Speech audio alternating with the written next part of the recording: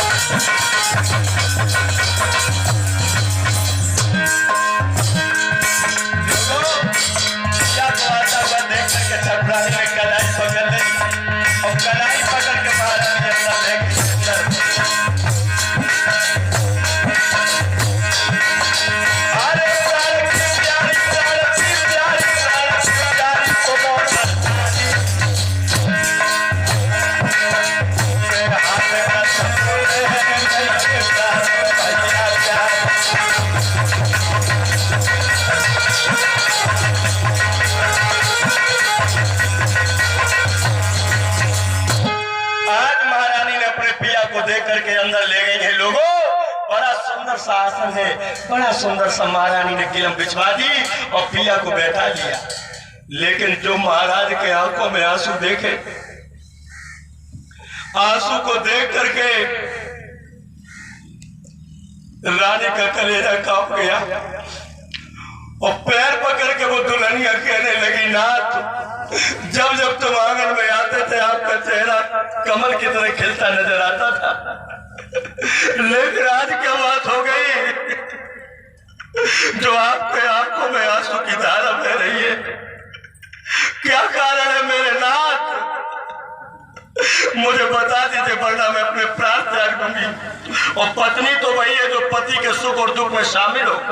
महाराज और रानी बोली, पिया कार्येषु मंत्री करुणेषु दासी और भोजनेषु माता शयनेषु रंभा।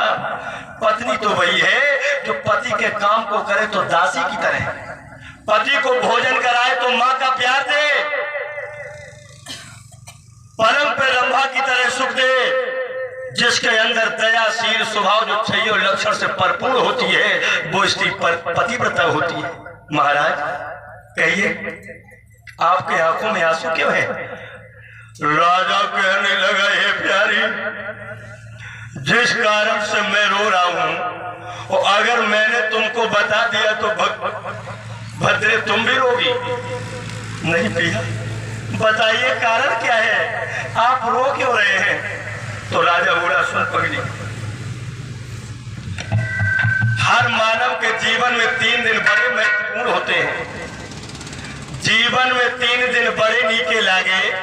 पहलो दिन अच्छो लगे, कामनी घर गोने आए, ये तक न समाए सारी रैन जागे। और जिंदगी में 3 दिन बड़े नीके लागे। पहला दिन तो अच्छा होता है जब विवाह होता है, और दूसरो दिन अच्छो लगे जब प्राण प्यारी पुत्र जने शब्द को भागे जिंदगी में 3 दिन बड़े निकेला गया। दूसरे दिन अच्छा हो तो जब प्राण प्यारी के पुत्र हो, और तीसरा दिन अच्छा होता है प्यारी जब पुत्र का विवाह हो। और मेरी तो किस्मत एक ही दिन देख के सोई गई है। केवल मेरी शादी होने के बाद किसी संतान ने जन्म नहीं दिया। जो इतने शब्द सुने हैं रानी ने, सोई लोगों आंखों में आंसू ले लिए और अपने पिया के पैर पकड़ के दुल्हनिया बोली है, नाथ इसमें मेरा क्या दोष है? अरे संतान देना ना देना दे करके छीन लेना, ये तो परमात्मा की महिमा है। आंखों में आंसू लेकर पैर पकड़ के रानी बोली, पिया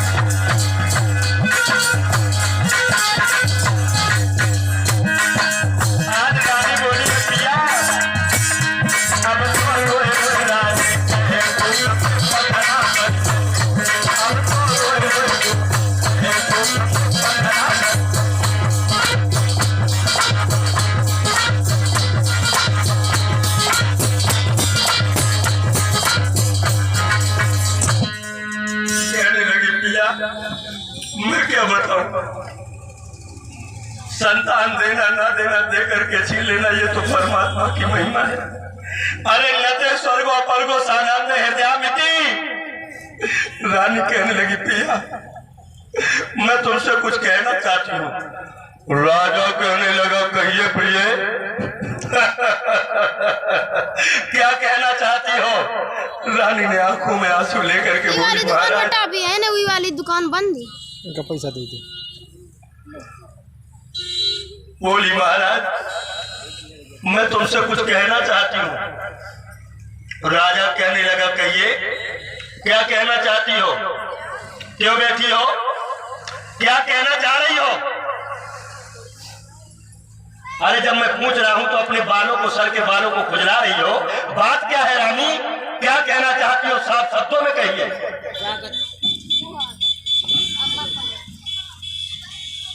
बोलो बोलो प्रिय, क्या बात है? हेलो जा कही रहे महाराज? हाँ बोलो। दिया बोलो ये राज तो सरी शादी कर ले। दूसरा विवाह कर लूं? तेरी पगली, तू क्या कोई नशा करके बैठी? नशा नहीं महाराज हम सही कहा। नशा नहीं किया? अगर तू कोई नशा नहीं कर रही है तो नशा जैसी बातें क्यों कर रही है? हाँ महाराज हम सही कहा, सब लोग हंसी उड़ास मजाक कर रहे ताकि हमारे को के पत्थर पर ही है गाय में। तू जानती है, अरे पगली, जो तेरे लिए मैं सौत लेकर के आऊंगा वो सौत नहीं, तेरे लिए जिंदगी की मौत बन जाएगी। ओए कहता मन न पड़े दोबारा थोड़ी मन न पड़े। सुन पगली,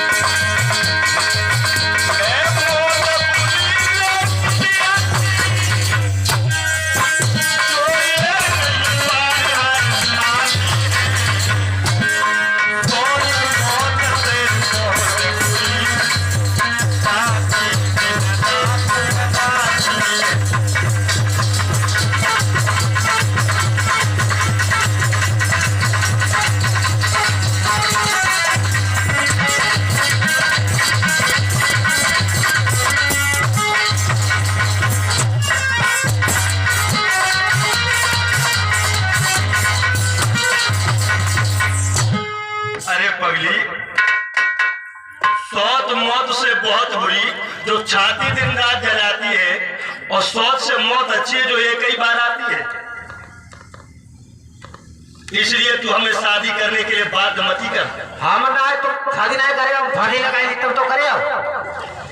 अगर मैं विवाह नहीं करूंगा तो तू फांसी लगा लेगी? हाँ महाराज। अरे प्रिय, तेरे लिए मर जाना तो मेरी जिंदगी की बर्बादी नजर आ जाएगी, और तू फांसी लगा के मरना फिर भी तेरी मौत है, और अगर सौत आ गई तो फिर भी तेरी मौत है। इसलिए फांसी लगा के जो लोग आत्महत्या करते हैं उनकी गति शब्द की नहीं होती है। अब मेरी बात मान ले, शादी कर ले। तू जानती है क्या? जो मैं दूसरी शादी करके लाऊंगा तेरे लिए वो सौत नहीं बल्कि मौत बन जाएगी। पंजे तो पंजे मन ले कह जाए, पर हमने तो कह दे तुम शादी कर लावो। रानी बोली, प्रिया काय को करे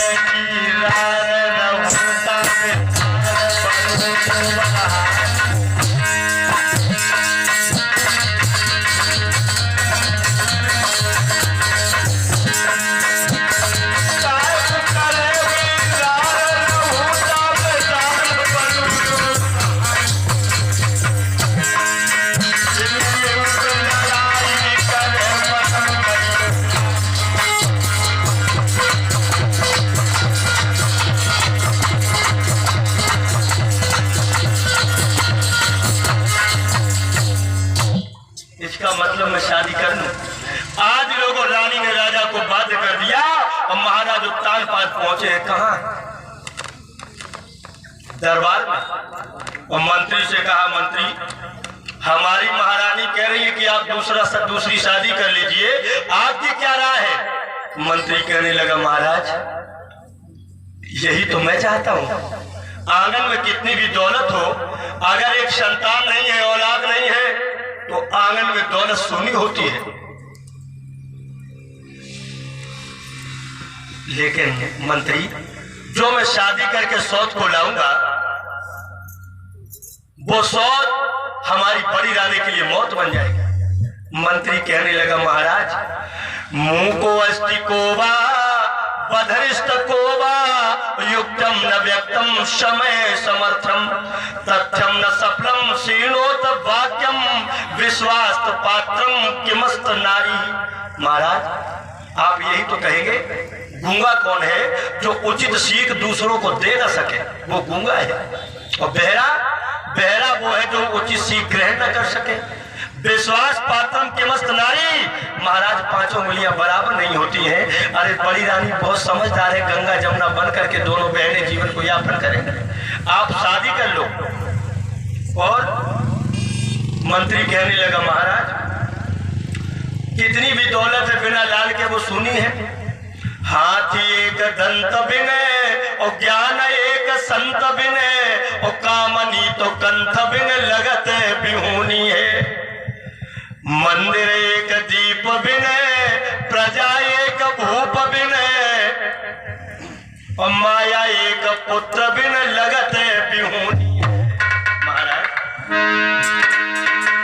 काया एक वस्त्र बिनु और सूरमा तो शस्त्र बिने और माया एक पुत्र बिन लगे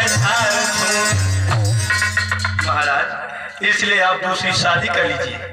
मंत्री के कहने पर राजा कहने लगा तो ठीक है, कोई सुंदर सी लड़की देख करके लघु टीका भेज दीजिए।